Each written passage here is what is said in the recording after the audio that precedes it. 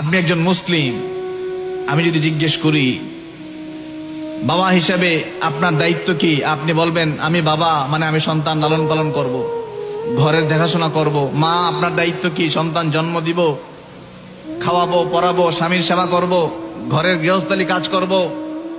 আমি যদি বলি কৃষক ভাই আপনার কাজ কি, খেতে পানি দিব, জমি ধান চাষ করব।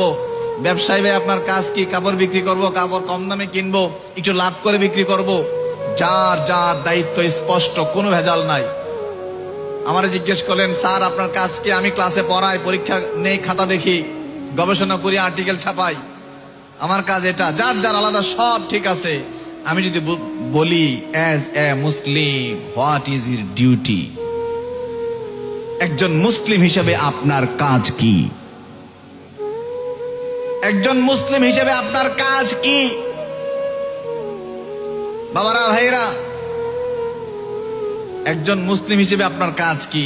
আমার ধারণা 5% মানুষ অরিজিনাল উত্তর দিতে পারবে। 5% মানুষ, 5% মুসলমান।